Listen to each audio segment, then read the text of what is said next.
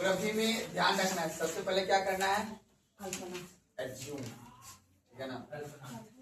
जब तक आप इसको नहीं कीजिएगा तब तक नहीं बेहतर तरीका से समझ। और मेन रूप से क्वेश्चन को बनाना, ठीक है ना। अब हम आपसे क्वेश्चन एक दो पूछते हैं, उसके बाद फिर आगे बढ़ेंगे।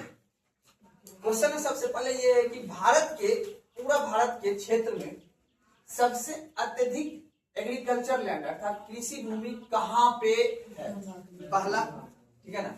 और उसके बाद दूसरा आपसे पूछेगा किस क्षेत्र में, ठीक है ना, अधिक कहाँ पे। अगर आपसे वर्ड पूछा तो आपसे सवाल जिस तरह का ऑप्शन देगा उस तरह से आपको जवाब देना है। या तो अगर आपसे पूछेगा कि किस क्षेत्र में कृषि भूमि सर्वाधिक मात्रा में पाया जाता है, ठीक है ना। अब देखिए यहां से इस क्षेत्र में जो है, इस क्षेत्र पूरा का पूरा बाबू, ये वाला पूरा क्षेत्र कौन सा था बाबू, पर्वतीय क्षेत्र। पर्वतीय क्षेत्र में क्या कृषि भूमि होगा? और पर्वतीय क्षेत्र में जब कृषि भूमि नहीं होगा तो उसके लिए यहाँ के व्यक्ति के अर्थव्यवस्था कैसे चलेगा, बताइए। पर्वतीय क्षेत्र में अगर कृषि भूमि नहीं होगा तो यहाँ पे हम क्या बनाएंगे, मंदिरों को बनाएंगे ना। टूरिज्म का विकास करके यहाँ के व्यक्ति के गतिविधियों को हम चलाएंगे।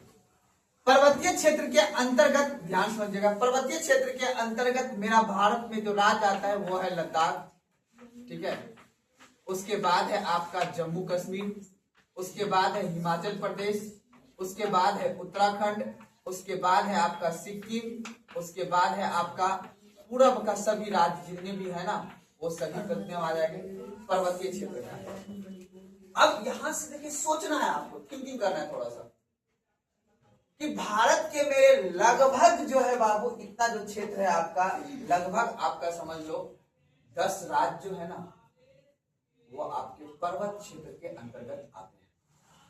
कोई दिक्कत नहीं आता समझने। अब इसका जो क्षेत्रफल है बाबू लगभग आपका 8% है। भारत में कुल पर्वतीय क्षेत्र लगभग 8%। कोई दिक्कत है ना समझ। ये है पर्वत का क्षेत्र। इस राज्य में भारत में सिर्फ पर्वतें पाए जाते हैं। कोई दिक्कत है ना समझ। अब हम दूसरा जो भाग पढ़ेंगे भारत का वो आपका है बाबू मैदानी क्षेत्र। कौन सा बाबू? मैदानी क्षेत्र। इस तरह का मान्यता इसके अंतर्गत जो राज्य आएंगे आपको इस मैदानी क्षेत्र में बाबू, वो राज्य कौन कौन सा है बताइए आप लोग। मैदानी क्षेत्र पंजाब का राज्य आएगा, ठीक है। और उसके बाद कौन सा राज्य आएगा बाबू?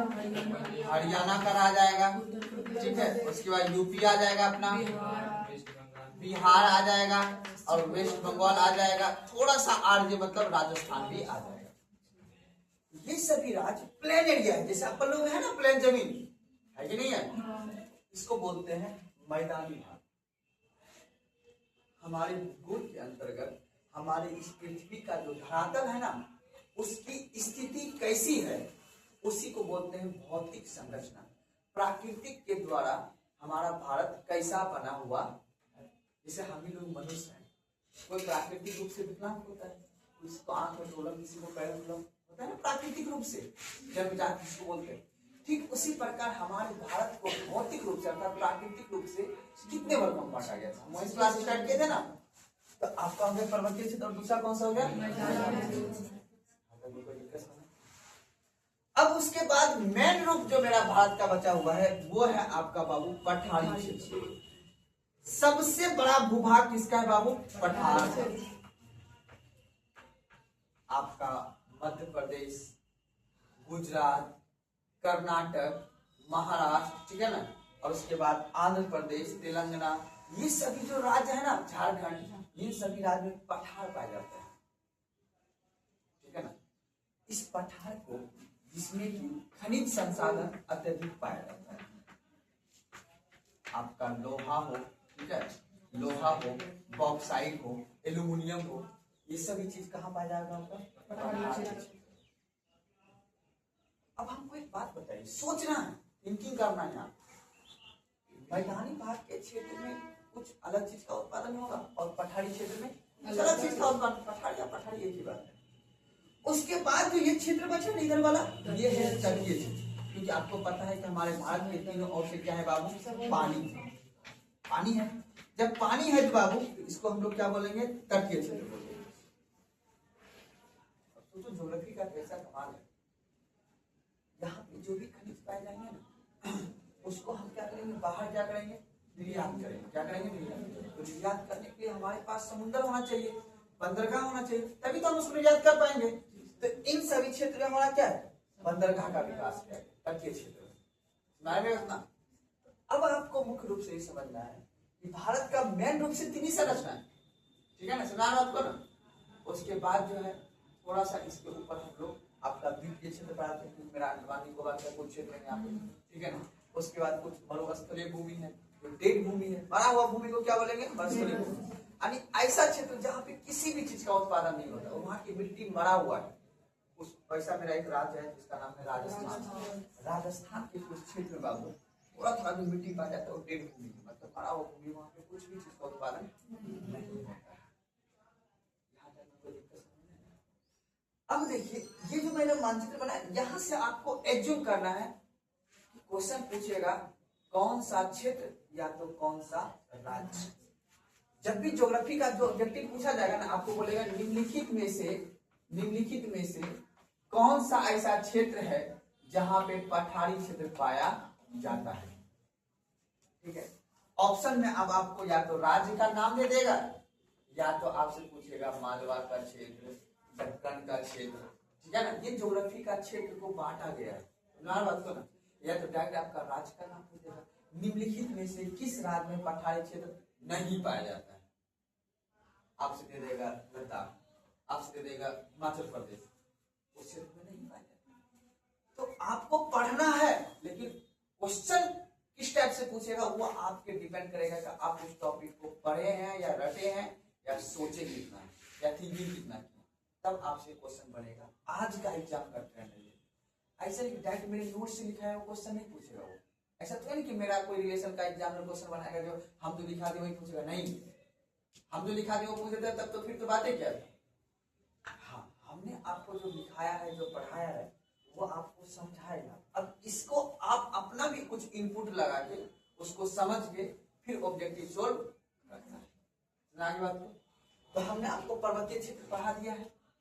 अब मैंने आपको क्या पढ़ा, मैदानी क्षेत्र पढ़ा।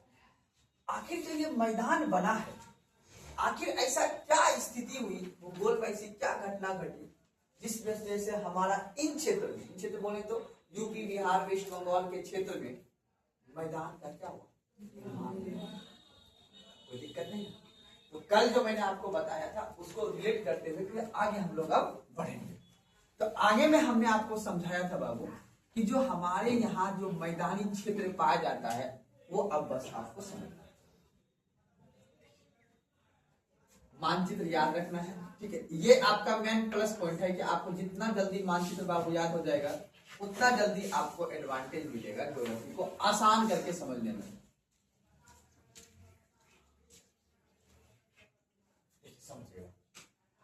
अब जैसे मान लेते हैं यहाँ पे है पंजाब राज्य, पंजाब के बगल में हरियाणा राज्य है, ठीक है। हरियाणा के बाद थोड़ा सा उत्तराखंड राज्य है, उसके बाद उत्तर प्रदेश पड़ जाता है, उसके बाद आपका बिहार पड़ जाएगा, उसके बाद आपका वेस्ट बंगाल पड़ जाएगा।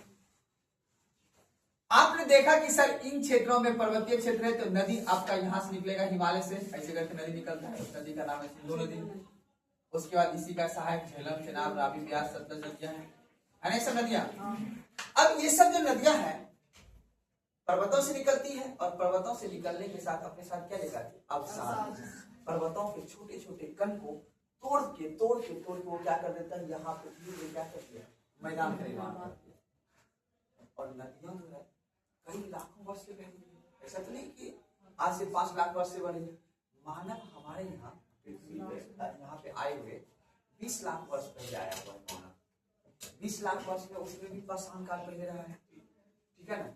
वो उस काल धीरे धीरे परिवर्तन हुआ, लेकिन जब हड़प्पा सभ्यता आया से कितना साल पहले, 4000 साल पहले, 4000 वर्ष पहले की बात है, हड़प्पा सभ्यता था। उसके बाद फिर तो हम अभी तो अपन लोग आए हुए कब से आ रहे हैं, अपन लोग मुख्य रूप से 400 साल हुआ है। मानव सभ्यता भी अभी से आपको पता है 150 साल पहले कौन था, अंग्रेज था, उससे पहले मुगल शासन कर रहे हैं। तो कालखंड को समझिए कि समय कैसे होता है। अब ये नदियां एक दिन में मैदान नहीं बना यहाँ पे बाबू 60 लाख वर्ष लगा है मैदान बनने में। 60 लाख वर्ष पूर्व जो है यहाँ पे मैदानी भाग बना है। सुनना है हम क्या कहना है, कल्पना करना है। 60 लाख वर्ष पूर्व यहाँ पे ये नदियां बह रही है और नदी जो है रेत को ला के घिस घिस के उसको मैदान बनाया है। इस क्षेत्र में भी पहले नदियां बह रही थी। जो मैसूर का क्षेत्र है आपका, जो जिस निवास करते हैं, मैंने बताया था गंगा और कोसी नदी का ये पूरा का पूरा क्षेत्र में मिलन होता था। ज्यादा दिन का बात नहीं है, आज से 400 साल पीछे की बात है।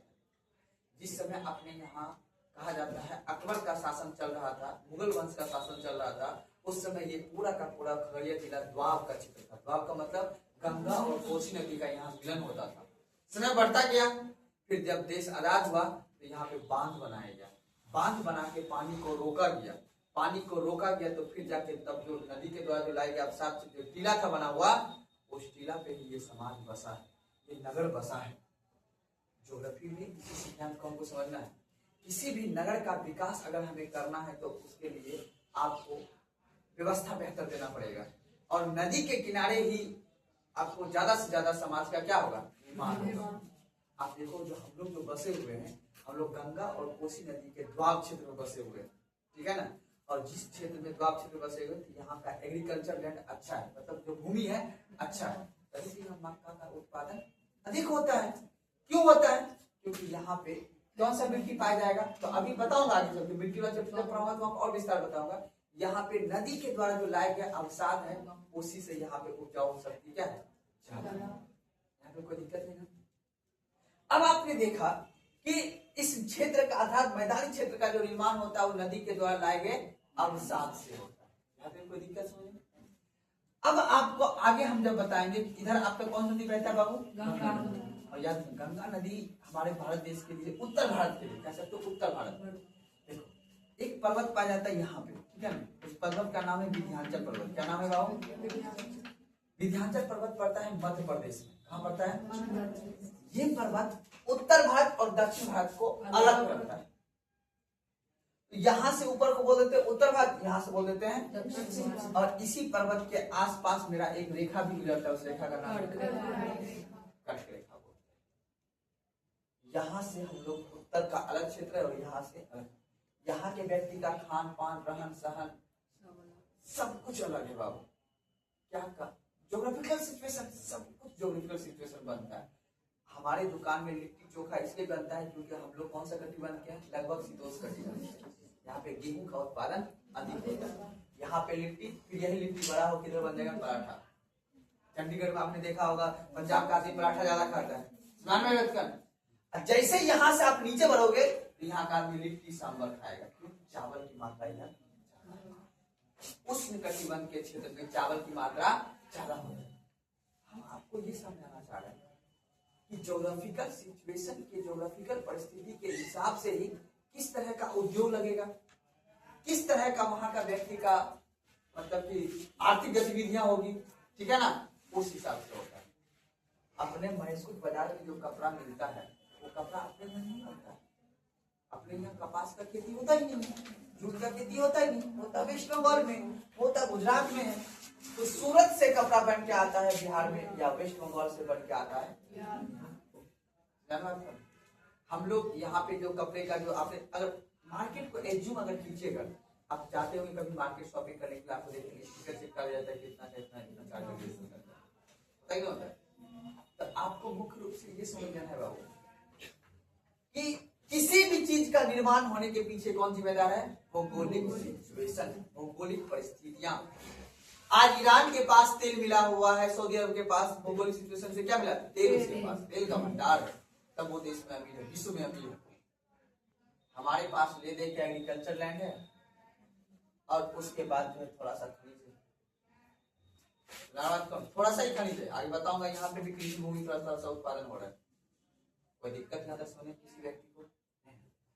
उसके बाद जो फिर मैंने अब कल बताया था, कल अब मुख्य रूप से आपको टॉपिक पे आ जाना है कि मैदानी भाग का जो मैंने आपको निर्माण करवाया था बाबू, वहां से आपको ये समझ लेना है कि जो बाबू पर्वतें हैं, अब मैं सिंबल बनाता हूँ, बस आप एज्यूम कर लीजिएगा कि इस जगह आपका कौन सा राज्य है, लद्दाख। एज्यूम कर लेना लद्दाख का क्षेत्र ऐसे करके।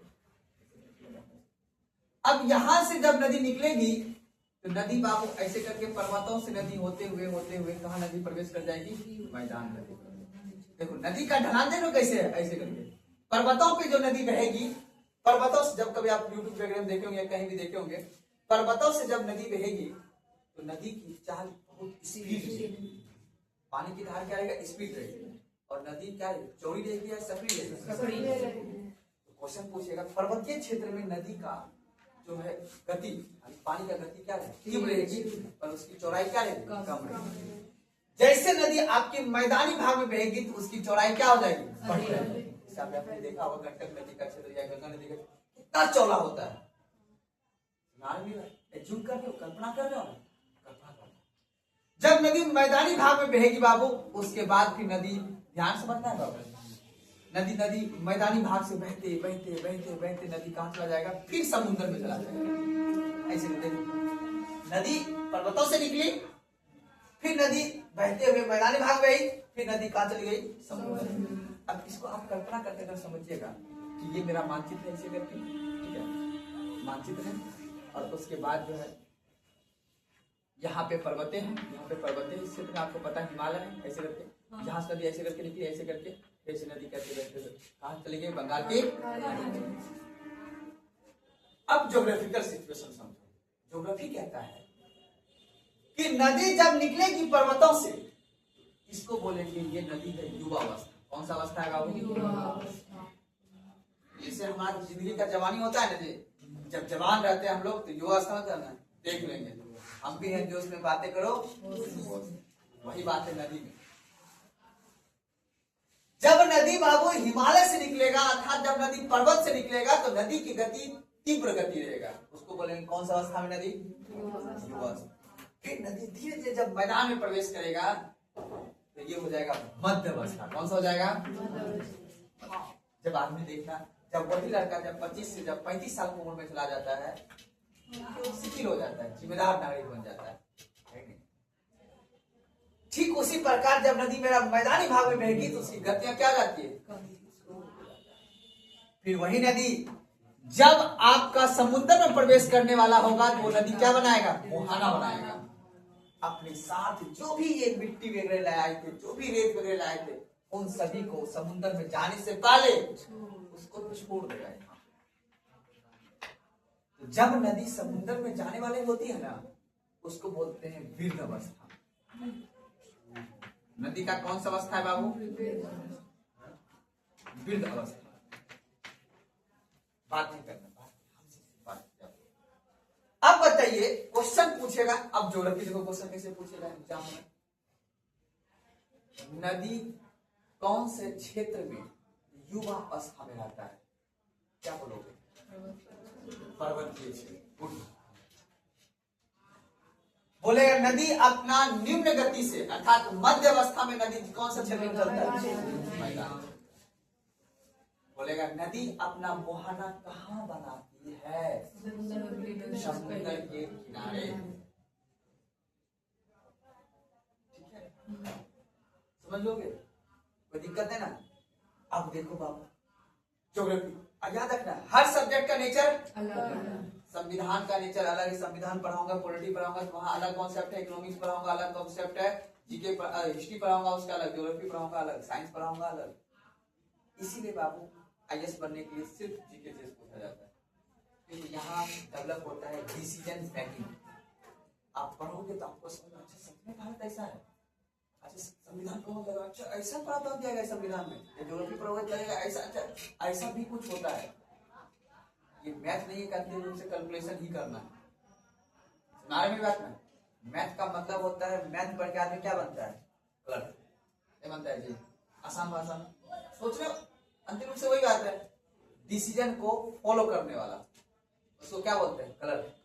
और डिसीजन देने वाला कौन होता है, अधिकारी। या डिसीजन लेने वाला कौन होता है, अधिकारी। ऑफिसर और क्लर्क में यह अंतर होता है ना। तो आप डिसीजन मेकर अर्थात डिसीजन देने वाला आप तभी बन सकते हैं जब आपके अंदर बौद्धिक चेतना हो और बौद्धिक चेतना का डेवलपमेंट आपके अंदर तभी हो सकता है जब आप अपने देश को, अपने विश्व को, अपने पृथ्वी को अपने बेहतर तरीका से समझा। समझ में बात ना? अब यहां तक में कॉन्सेप्ट कोई दिक्कत है ना? अब ये तो था नदी की बहने की अवस्था, पर हमें नदी नहीं पारनी है। हम अभी नदी नहीं पार रहे, हम क्या कर रहे हैं? अब ये जो नदी बह रही है तो इससे पृथ्वी पे क्या फायदा हो रहा है? हो रहा है फायदा। जब नदी पर्वतों से निकल के युवावस्था में रहती है तो नदी गुस्से में ये सब को तोड़ देता है। तो तोड़ के क्या करता है, ये छोटे जो बड़े बड़े पत्थर है इसको बाबू क्या कर लेता है, इस बड़े बड़े पत्थर को यहाँ पे लाके रख देता है। इसको बोलते हैं गिरिपाद। क्या बोलेंगे इसको बाबू? गिरिपाद। एग्जाम क्वेश्चन पूछता है बाबू, फुट पैन बोलते हैं। यानी पर्वतों के, ये पर्वत है, बड़ा सा हिमालय है ये। अब ये हिमालय के जो यहाँ निम्नतम जो पैर है इसका, हिमालय का, नदी इसके सामने आके ये बड़े बड़े पत्थर को छोड़ देगा। इसी को हमने कल बताया था आपको, कौन सा क्षेत्र बोलते हैं? भावर क्षेत्र। कौन सा बोलते हैं? भावर क्षेत्र। यहाँ पे नदी जो है ना, इस पत्थरों के नीचे बहेगी नदी। क्या बहेगी नदी? पत्थरों के नीचे बहेगी। पत्थर ऊपर है, अर्थात जहां पे भावर क्षेत्र वैसा होता है जहां पत्थरों के नीचे नदी बहती है। कोई दिक्कत? आगे बढ़े। अब यही पत्थर, अब जब नदी गिरपाद से अर्थात पर्वतों से आगे जब नदी मैदानी क्षेत्र में प्रवेश करने वाली होती है, ठीक है, समझ बात को ना, तो वहां पे भी यही पत्थर घिस घिस के क्या होते? छोटे छोटे हो जाते हैं, छोटे छोटे हो जाते हैं। इसको बोलते हैं हम लोग तराई क्षेत्र। क्या बोलेंगे इसको? कोई दिक्कत यहाँ पे समझ नहीं? यहां पे भी नदी जो है पत्थरों के नीचे ही, मेरी बात ना? उसके बाद जब नदी पूरा का पूरा बाबू मैदानी क्षेत्र में प्रवेश कर जाता है तो नदी ऐसे करके खंडर बनाते हुए ऐसे करके जाता है। तो यहाँ को बोलते हैं हम लोग कौन सा क्षेत्र? भागर क्षेत्र या भागर क्षेत्र। क्योंकि अब आपने देखा होगा कि पानी का सतह हो गया है ऊपर, ठीक है, पानी का सतह क्या हो गया? ऊपर। और इसके नीचे जो ये छोटे छोटे रेत है, आप नदी के किनारे जाइएगा तो आपको उजरका बालू मिलता है, नहीं मिलता है? कहां से आया वो बालू? को रख दिया वहां जाके। जब यहां से जो यही पत्थर घिस घिस के छोटे छोटे रेत बना दिया, ठीक है ना? अब इसी रेत में हम एक को बोलते हैं बागर क्षेत्र और एक को क्या बोलेंगे? बात को ना। अब आपको कल मैंने यहां तक समझाया था ना, रिवीजन थोड़ा सा दिमाग में घुसा। एक एक बात को लगातार पढ़ना है, तब जाके ऑब्जेक्टिव बनेगा। बात को ना। अब बताओ, कल जो मैंने आपको बताया था कि नदी जो है, अभी जब नदी के किनारे हम जाएंगे तो अभी पानी क्या है? कम। लेकिन जब हम जाएंगे जुलाई अगस्त के समय में तो नदी में बाढ़ रहेगा कि नहीं रहेगा? तो अब यही समझना है, कल जो मैंने आपको बताया था कि अभी यानी बाढ़ के द्वारा जो लाए गए मिट्टी होंगे उसमें उपजाऊ शक्ति क्या रहेगा? अधिक रहेगा, ठीक है ना? और जिसमें क्या रहेगा? जहां पे बाढ़ अब आता ही नहीं है वहां पर उपजाऊ शक्ति कम है। ऐसा भी मिट्टी है, ऐसा भी क्षेत्र है। एग्जाम्पल में हम लोग का क्षेत्र अब हो गया है। अब पहले तुम देखना, आज से ज्यादा नहीं, 20-30 साल पहले ये कोसी नदी पूरा ये मैसूर उधर करवा बोल सब डुबा देता था उधर, यानी को उस पार वाला भाग, ठीक है ना? लेकिन अब भी उधर भी बांध बना दिया गया, ठीक है ना? सासा के तरफ में बांध बन गया, जिस वजह से अब इधर का पानी को क्या कर दिया जाता है? रोक दिया जाता है। 20-30 साल हो गया है लगभग। हमारा बात को ना, तो अब बाबू इस तरह से मैदान में जब नदी बहती है तो भावर क्षेत्र, तराई क्षेत्र, उसके बाद कौन सा क्षेत्र बनाता है जी? बागर क्षेत्र। कौन सा बनाता है? बागर। उसके बाद कौन सा क्षेत्र बनाता है? खागर क्षेत्र बनाता है ना? चारों क्षेत्र मैंने बताया था। अब ये तो हो गया, ये तो मैदान का निर्माण हो गया। इसको बोलते हैं भारत का कौन सा? मैदानी क्षेत्र। और मैदानी क्षेत्र को कितने वर्गों में बांटा? उच्च वाच के हिसाब से, समझे बात को? लेकिन एक और क्षेत्र है, कहाँ के? प्रादेशिक विभाजन। प्रादेशिक मतलब हमारे यहाँ जो राज्य है उसके आधार पे हमको बताइए कि मैदान को कितने वर्गों में बांटा। तो कल जो मैंने आपको बताया था, अब अगला डायग्राम कल पढ़ा दिए थे, उतार भी लिए थे, अब बनाना है अगला डायग्राम। मैंने स्टार्टिंग में भी बताया था आपको, वो कि आपका सिंधु का मैदान क्षेत्र, गंगा का मैदान क्षेत्र, ब्रह्मपुत्रा का मैदान क्षेत्र और राजस्थान का मैदानी क्षेत्र। अब बताओ हिमालय कितने क्षेत्र में बटा हुआ था? मैदान क्षेत्र भी 4 बटा हुआ। ठीक है ना? तो आप लोग टॉपिक लगाइए मैदानी क्षेत्र का प्रादेशिक विभाजन। उत्तर भारत के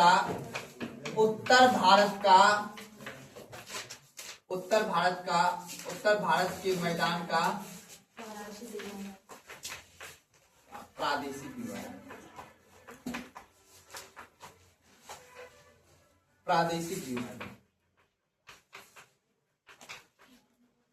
उत्तर भारत के मैदान का प्रादेशिक। सबसे पहले क्या लिख लेना है बाबू? आपका कौन सा मैदान होगा बाबू? सिंधु एवं सतलज भी लिख सकते हैं। सतलज का मैदानी क्षेत्र।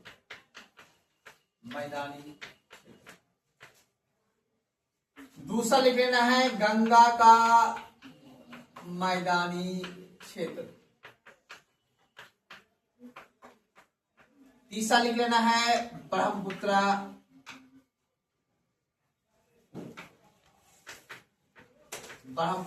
का मैदानी क्षेत्र।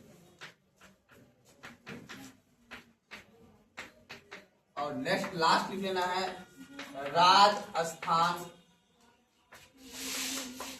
राजस्थान का मैदानी क्षेत्र।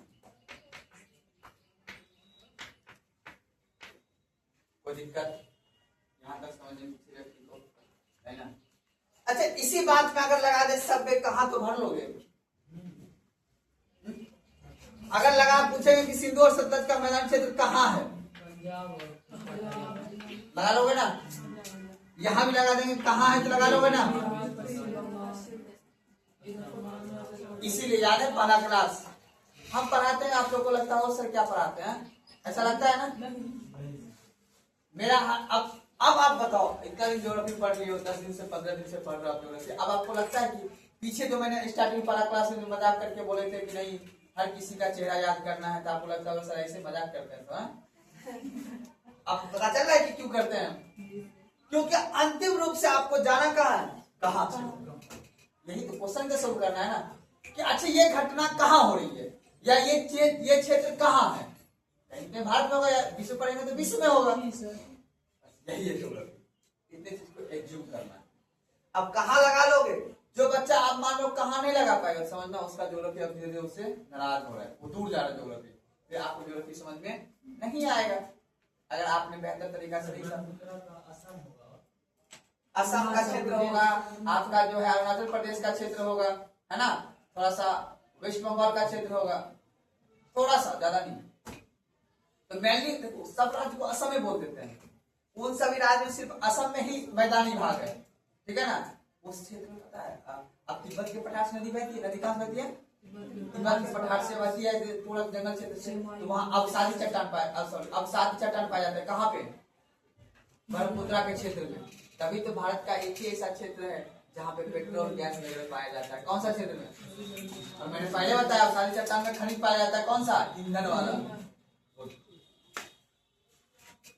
अब बताओ हमारा जो गंगा मैया है, गंगा मैया बह रहा है बाबू लगभग 1 करोड़ वर्ष से, ठीक है ना?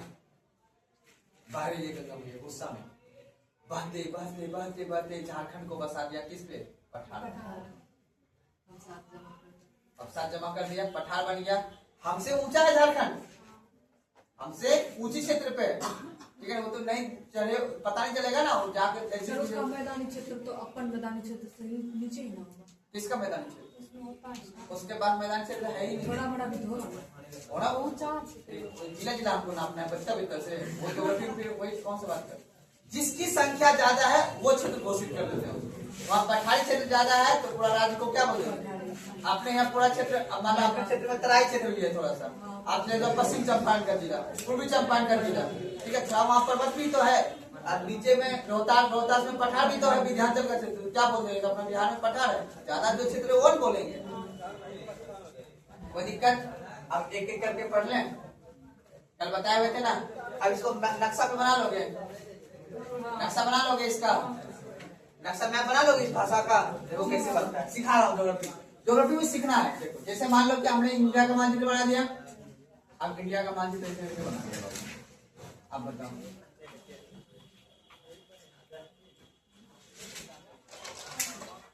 अब इधर से कौन सा नदी बह रही है, सिंधु, उसके बाद कौन बहेगी, सतलज। इसका मतलब है कि ये वाला जो क्षेत्र हो जाएगा, ये वाला क्षेत्र कौन सा आ जाएगा, सिंधु सतलज का मैदानी। तो यहाँ पे ये वाला, उसके बाद ऐसे करके ऐसे करके ऐसे करके पूरा पूरा कौन सा क्षेत्र आ जाएगा, गंगा का मैदानी क्षेत्र। ये वाला क्षेत्र कौन सा आ जाएगा, ब्रह्मपुत्र का, और ये वाला कौन सा क्षेत्र आ जाएगा, राजस्थान का मैदान क्षेत्र। सर ये जो राजस्थान अरावली पर्वत है उसके मतलब कौन साइड है मैदानी पूरब, इस साइड मतलब पूरब साइड। हाँ जैसे कि ऐसे समझो, ये राजस्थान है, मान लो एग्जांपल के ऐसे करके पर्वत है बीचों बीच, अरावली का पर्वत सबसे भारत का प्राचीन पर्वत, इस क्षेत्र इसको बोलते हैं पश्चिम से वेस्ट, इसको बोलेंगे। तो वेस्ट वाला जैसलमेर जोधपुर का जो क्षेत्र है ना, ये है मरुस्थलीय भूमि, इधर वाला जो क्षेत्र है ना ये डेवलप है पूर्वी भूमि। अब इसको भी थोड़ा डेवलप कर रहे हैं, ठीक है ना, पैसा आता है तो डेवलप नहीं करेंगे, इधर का भी ज्यादा टैक्स देता है, नहीं देता है। तो अब क्या चीज जाना है, संविधान के प्रस्ताव में क्या हर व्यक्ति को गरिमापूर्ण जीवन जीने का क्या इधर का आदमी को नहीं है। कब तक आदमी ऐसे मट्टी का लेके पानी जाएगा दूर से 20 किलोमीटर चल के पानी लाने के लिए। कभी देखोगे राजस्थान में महिला लोग मटका लेके जाते बाबू। तब हमने क्या किया, चंबल नदी से मैंने इंदिरा नहर बनाया, क्या बनाया, इधर नहर बनाया, ऐसे बड़ा सा नाला बनाया बड़ा सा नदी जैसा, फिर इधर के क्षेत्र में पानी दिया, तब इधर का सिंचाई वगैरह कर रहे हैं, खेती कर रहे हैं, बात को ना ऐसे तभी इधर ऊंट होता है।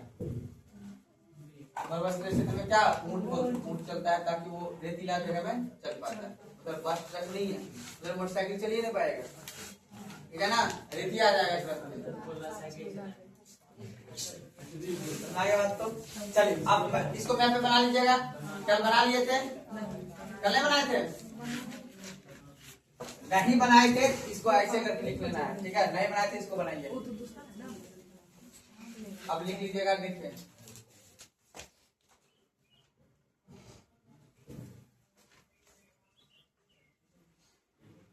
इसको लिखिएगा कौन सा क्षेत्र होगा, हाँ सिंधु का मैदानी क्षेत्र। अच्छा आप लोग भी सोचा कीजिएगा, ठीक है, हमको कभी कभी लगता है कि हम चले जाते हैं तो आप लोग दूसरा रील से वाला बात सोचने लगते हैं, वैसे नहीं निकलेगा क्वेश्चन, ठीक है ना, रील्स वाला बात को नहीं सोचना है।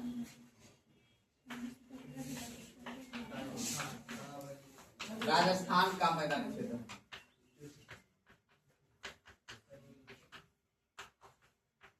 गंगा का मैदानी क्षेत्र, सबसे बड़ा कौन सा क्षेत्र होगा, कॉमन साइंस लगा लोगे यहाँ पे, अगर क्वेश्चन मान लो बना दे क्वेश्चन, निम्नलिखित में से कौन सा क्षेत्र सबसे बड़ा, निम्नलिखित में से कौन सा मैदानी क्षेत्र सबसे बड़ा है, ऑब्जेक्टिव है ना, ऑब्जेक्टिव जीके में कैसा भी क्वेश्चन बन सकता है, कितनों को पढ़ा देगा ना, अंतिम रूप से आपका कॉमन साइंस ही काम आएगा, आपका दिमाग ही काम आएगा।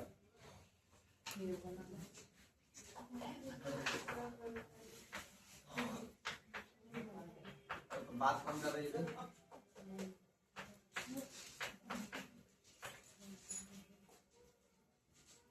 चलिए उतार लीजिए, आप एक एक करके थोड़ा सा लिख लेते हैं, उसके बाद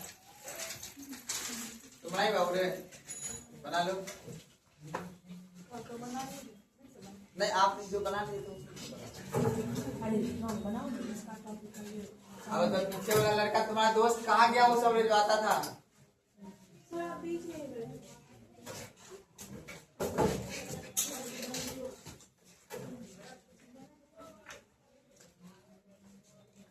आप कल आए थे, समझ में आता है आपको, पूछ लीजिए, नहीं समझ में आया तुरंत पूछना है, ठीक है, एकदम एक एक करके समझ के चलना होगा।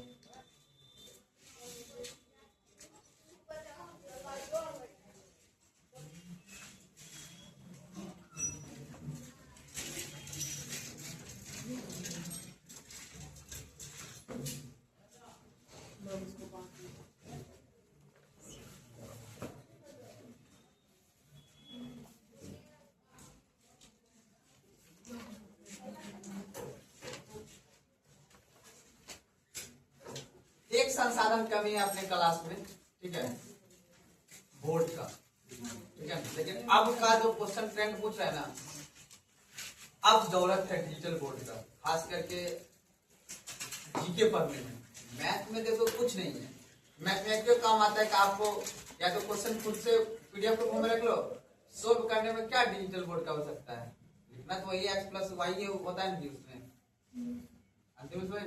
लेकिन इसमें क्या है कि हमें दिखाना पड़ेगा कि हाँ ध्रुव कहाँ पे है, चक्रवात कैसे आता है, ये जूम करवाना पड़ता है, ऐसा भी जूम करना पड़ता है, दिखा देते हैं, फिर दिखा के आपके अंदर माइंड में इमेज बन जाता है, तो फिर उसको और बेहतर तरीके से नहीं हम ही ले लेंगे, अब हम ही ले लेंगे, हमारे पास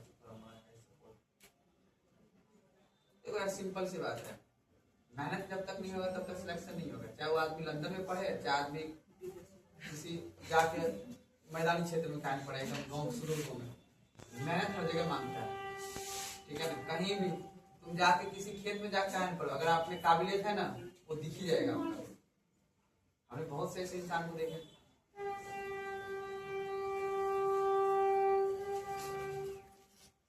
एगो दोस्त था, वो था झांसी का, झांसी जानते हो कहाँ है, झांसी पता है कहाँ, यूपी में पड़ता है, मध्य प्रदेश इंदौर के क्षेत्र में झांसी पड़ता है। एक लड़का था, वो झांसी का रहने वाला था, हम साथ ही पढ़ते ही थे दिल्ली में। तो वो लड़का क्या था कि एवरेज था पढ़ने में, बिलो एवरेज इसको कहते हैं, एवरेज से भी बिलो एवरेज, ठीक है ना। वो लड़का एक चीज गुण था, वो मेहनत कर लेता था, थोड़ा सा ठीक ठाक मेहनत कर लेता था, अंतिम रूप से जाकर उसका सिलेक्शन हुआ, यूट्यूब पे दिया 22 रैंक जो आया हुआ है, 2 साल हो गए, 2-3 साल हो गए, ठीक है ना। तो देखो अगर मेहनत करोगे ना यार तो सफलता मिल जाएगा, तो बड़ी बात नहीं। अपन लोग से भी पीछे क्षेत्र से था, खड़िया जिला से हम लोग पीछे से होगा। चलिए आई लिख लीजिए, थोड़ा सा टॉपिक लिखिए। सबसे पहले सिंधु का मैदानी क्षेत्र, जैसे लिखिएगा सिंधु का मैदानी क्षेत्र, सिंधु का मैदानी क्षेत्र।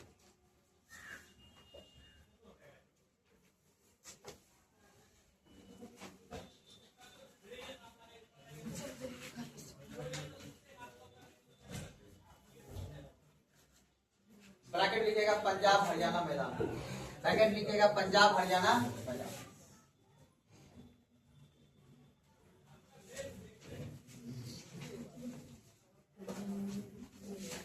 इसे पहला पॉइंट लिखिए, इसे सतलज यमुना का विभाजन भी कहते हैं, इसे सतलज यमुना का विभाजन भी कहते हैं।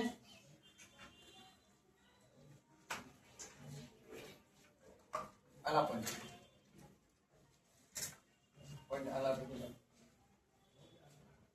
यह पंजाब कोमा हरियाणा और दिल्ली राज्य में विस्तार है। पंजाब कोमा हरियाणा एवं दिल्ली राज्य में विस्तार है। अब बताओ, अगर राज्य पूछा तो राज्य किस राज्य में पाया जाता है, राज्य का नाम लिखा दिया। अगर आप पूछे किस नदी के क्षेत्र में सिंधु का मैदानी क्षेत्र पाया जाता है, और भी इसकी नदी है ना, सिंधु रावी ब्यास झेलम चेनाब, ये सब नदी, ठीक है ना। तो पूछेगा निम्नलिखित में से कौन सा क्षेत्र में सिंधु का क्षेत्र नहीं पाया जाता, नदी का 4 ऑप्शन दे देगा वो, ठीक है। हम नदी का नाम लिखा देते हैं, यह व्यास कोमा सतलज कोमा रावी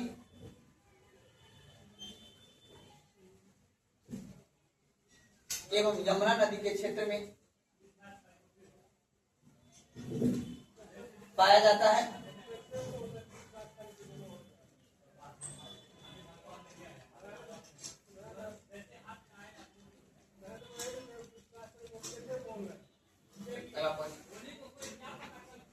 इसकी चौड़ाई 1.75, इसकी चौड़ाई 1.75 लाख वर्ग किलोमीटर, 1.75 लाख वर्ग किलोमीटर में फैला हुआ है।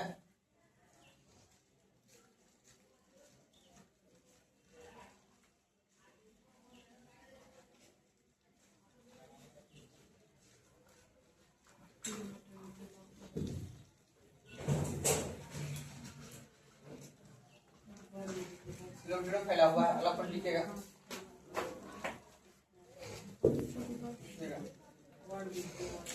इसकी पूर्वी सीमा यमुना नदी, इसकी पूर्वी सीमा यमुना नदी तथा पश्चिमी सीमा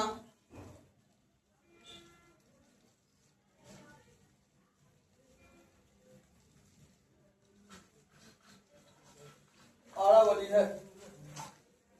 है।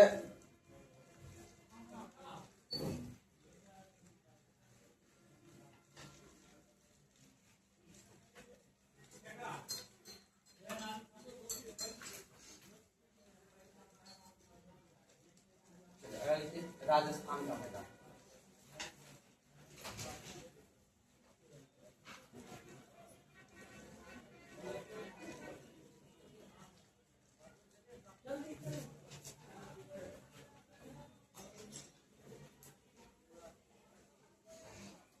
इस क्षेत्र में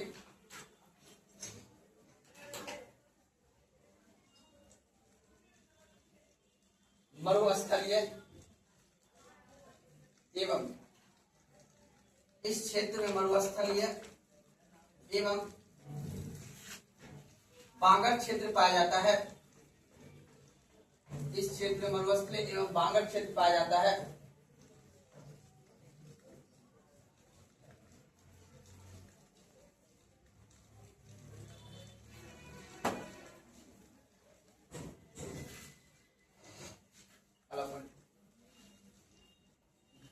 इस क्षेत्र में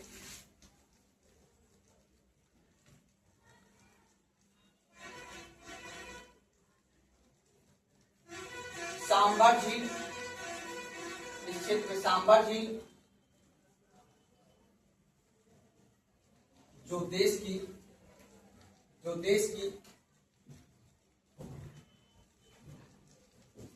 की नमकीन झील है।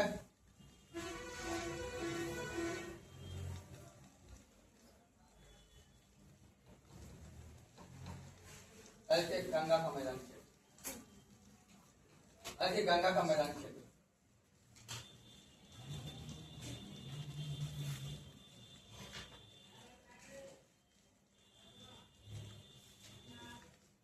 इसे अध्ययन की दृष्टि से 3 वर्गों में बांटा गया है तथा इसे अध्ययन की दृष्टि से 3 वर्गों में बांटा गया है तथा यह क्षेत्र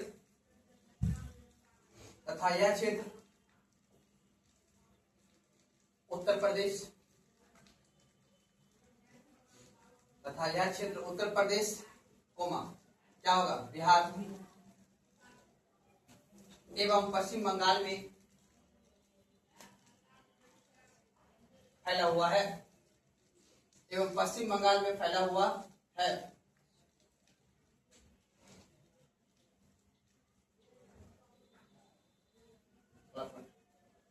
इस क्षेत्र की मुख्य नदी गंगा है।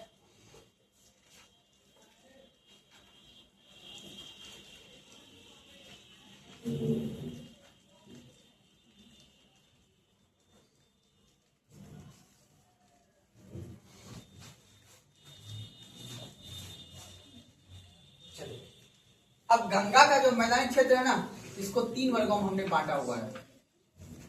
ठीक है, एक को बोलते हैं उच्च गंगा का मैदानी क्षेत्र, देखो क्या बोलेंगे बाबू, उच्च गंगा का मैदानी क्षेत्र। एक को बोलेंगे मध्य गंगा का मैदानी क्षेत्र, ठीक है, और एक को बोलेंगे निम्न गंगा का मैदानी क्षेत्र। अर्थात गंगा नदी जब हिमालय से निकलती है तो उत्तराखंड और पश्चिमी यूपी का क्षेत्र में कौन सा है? उच्च गंगा का मैदानी क्षेत्र। उसके बाद जब हमारा पश्चिमी बिहार और पूर्वी यूपी, ठीक है ना, तो कौन सा जाएगा? मध्य गंगा का क्षेत्र। उसके बाद जब नदी वेस्ट बंगाल में पहुंच जाती है कौन सा क्षेत्र होगा? निम्न गंगा। पूर्वी बिहार और वेस्ट बंगाल का क्षेत्र में कौन सा होगा? निम्न गंगा का मैदान। लिखिएगा इसी में पहला पॉइंट देखिए, ऊपरी गंगा का मैदान, ऊपरी गंगा का मैदान, यस, ऊपरी गंगा का मैदान।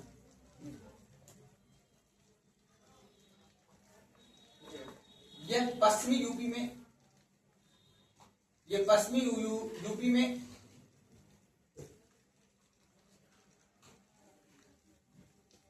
तथा इसके क्षेत्र में यमुना नदी तथा इसके क्षेत्र में यमुना नदी, रामगंगा नदी, यमुना नदी, रामगंगा नदी बहती है। गंगा का मैदान, मध्य गंगा का मैदान, मध्य गंगा का मैदान।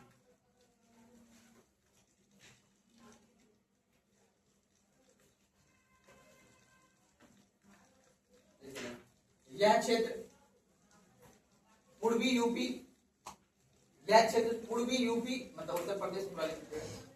यह क्षेत्र पूर्वी यूपी एवं उत्तर बिहार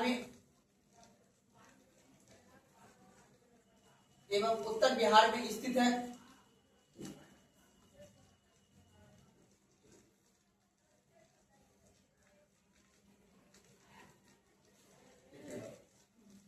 इस क्षेत्र में घाघरा, इस क्षेत्र में घाघरा, गंडक, कोसी,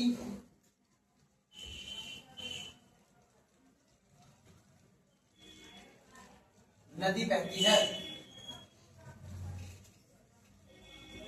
जो खादर क्षेत्र का निर्माण करती है। अब तो खादर मतलब बारिश का पानी बाहर चला आता है कभी कभी, ठीक है ना। खाओ से खादर, फल से खाना। जो खाना भोजन उपलब्ध कराता हो, आपको खीरा ककड़ी तरबूज कौन उपलब्ध कराता है? आलू कौन उपलब्ध कराता है? खादर का क्षेत्र या बांगा का क्षेत्र? खादर का क्षेत्र।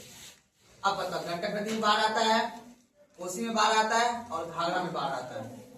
इन तीनों नदी क्या करता है? बहुत होशियार है, ये गंगा का नाम लगा देता है। किसका नाम लगा देता है? लाता। गंगा की कोई बाढ़ नहीं आता, याद रखना। गंगा की जो सहायक नदियां हैं वो लेकर आ जाता है किसमें? गंगा में बाढ़। गंगा नदी शांत से बहती है, गंगोत्री ग्लेशियर से निकलती है, आराम से बहती हुई अपना चले जाती है। लेकिन उसकी जो सहायक नदियां है ना, अब देखो हिमालय प्राकृतिक का रूप देखो क्या है। यहाँ पे हिमालय ऐसे करके, अब यहाँ से नदी उफान मारती है तुरंत में कोसी में बहुत तीव्र गति का पानी रहता है, क्योंकि वो ऐसे करके निकलती है, जैसे यहाँ से पानी मारे तुरंत चला जाएगा गंगा में। तो अब इस बीच क्षेत्र में जो बसा हुआ है आपका मधुबनी, आपका सीतामढ़ी, ये सब क्षेत्र जो बसा हुआ है, भयानक ना तीव्र गति से आता है कि घर को डुबा के चला जाता है वो, क्योंकि वो नदी हिमालय से निकलती है ना, तुरंत निकलती है और उसके बाद जाके पानी पिला देती है। बात को ना, तीव्रतम ढाल रहती है उसमें, तीव्रतम गति रहता है उसमें। गंडक में भी, आपके कोसी में भी और घाघरा में भी। ये तीनों नदी किसमें मिल जाएगा? मुख्य नदी गंगा में, और गंगा में पूरा बाढ़ आ जाएगा। ठीक है, तो इन क्षेत्र में किस मिट्टी का निर्माण होगा? खादर क्षेत्र। कौन सा? खादर। इसीलिए तो आप जाओगे दरभंगा में मखाना खेती, सीतामढ़ी में मखाना खेती, मौसे मखाना, मौसे मछली, है ना। तो इस क्षेत्र में क्यों? क्योंकि नदी क्या करती है, इतनी तीव्र गति से आती है कि बाबू यहाँ की उपजाऊ शक्ति अधिक होता है। इसलिए यहाँ का आदमी क्या करता है? पानी को रोक लेता है, मछली भी पालन कर लेता है और ऊपर में मखाना भी, क्योंकि हमेशा यहाँ पानी रह जाता है। बात को ना, तो मांगुर मछली का क्षेत्र किधर पाया जाता है बाबू? बिहार के उत्तरी क्षेत्र। मेरी बात सुना? अब बताओ यहाँ का आदमी क्या किया? अब बताओ, इतना पानी आ जाता है, इधर का आदमी क्या करता है, अपना शमशान घाट अभी तक बना नहीं पाया, इसलिए जाओ तो खेतों में चला जाता है। सुने होंगे कभी, है ना। और आपको पता है मधुबनी मिथिला का जो क्षेत्र है, आपका प्राचीनतम क्षेत्र में मिथिला को पता है, मैथिली भाषा को 8वें अनुसूची में दर्ज किया गया, पता है आप लोगों को, संविधान के 8वें अनुसूची में। और मैथिली का ही 2 बोली है, अंग और ब्रज भाषा। हम लोग कौन सा भाषा बोलने वाले हैं, अंगिका, इसको अंग बोलते हैं। हम लोग अंग प्रदेश के हैं, महाजनपद काल में पढ़ेंगे आप इतिहास में। आगे बढ़ते, टाइम हो गया, बस अभी लिखना है पूरा। क्या लिखे थे लास्ट में जी, खादर भूमि का निर्माण करती है तथा अत्यधिक उपजाऊ क्षेत्र है, तथा अत्यधिक उपजाऊ क्षेत्र है।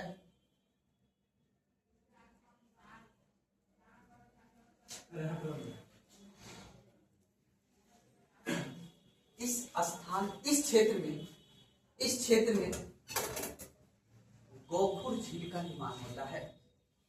गोखुर, गाय का खुर जानते हो, गाय का पैर, उसी के तरह झील का निर्माण होगा, बता देते हैं।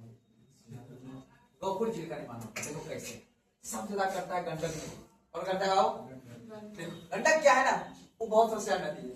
वो क्या करेगा, अब गंडक नदी को भी तो ये नहीं पता है कि भाई हम कितना ग्लेशियर इस बार पिघलेगा, है उसे पता नहीं पता है। मान लो हिमालय से नदी निकला ऐसे करके, गंडक नदी ऐसे करके निकला, ठीक है।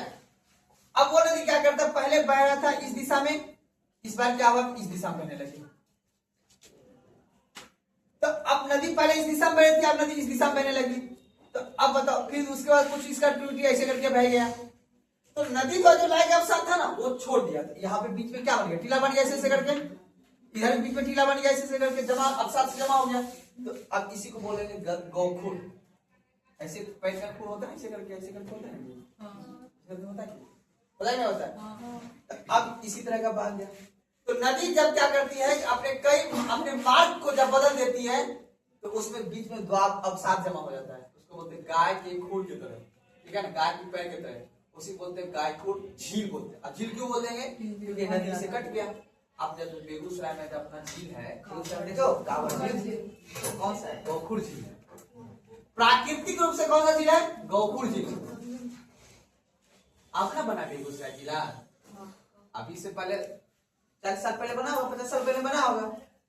गंडक लाखों वर्ष से बह रही है, उसको नहीं पता कि हम बेगूसराय में बह रहे हैं, हम खगड़िया में बह रहे हैं।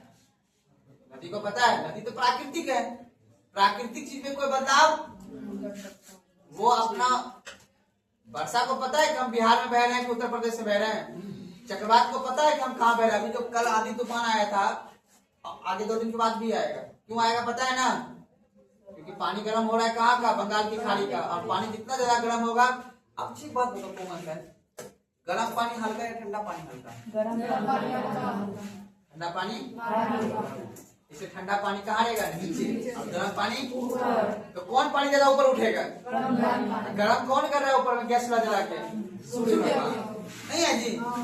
जितना ज्यादा तापमान होगा उतना ज्यादा समुद्र का पानी गर्म होगा, और यही समुद्र का पानी जब गर्म होगा तो संघर्ष की क्रिया ऊपर जाकर क्या बनेगी, बादल, और 5 जून से वही वर्षा अपना यहाँ करना, और जितना वर्षा होगा इसी को कहते हैं पर्यावरण, जो प्राकृतिक ने दिया। अब यही तापमान से बर्फ पिघल रहा होगा ना, यही क्या लाएगा 2 महीना के बाद, यही है प्राकृतिक चीजें, यही है भूगोल, ठीक है ना। तो नीचे अगला पॉइंट, निम्न गंगा का मैदान, निम्न गंगा का मैदान,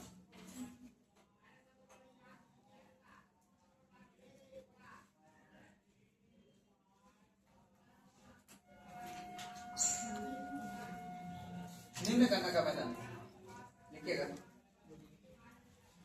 यह क्षेत्र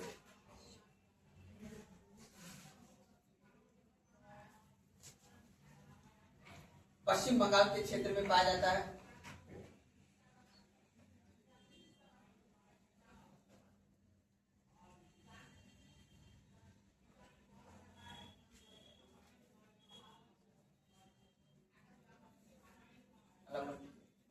इस क्षेत्र में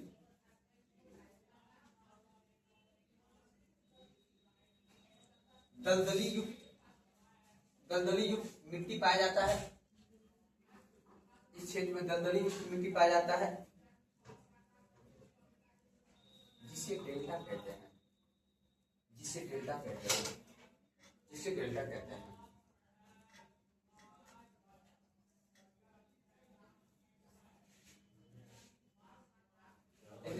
आगे ब्रह्मपुत्र का मैदान, ब्रह्मपुत्र का मैदान यह असम के क्षेत्र में पाया जाता है, यह असम के क्षेत्र में पाया जाता है।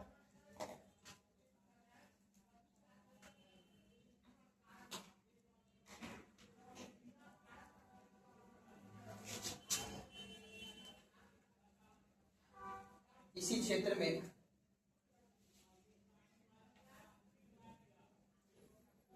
मांजुली द्वीप, इसी क्षेत्र में मांजुली द्वीप जो विश्व का सबसे बड़ा नदीय द्वीप है, जो विश्व का सबसे बड़ा नदीय द्वीप है।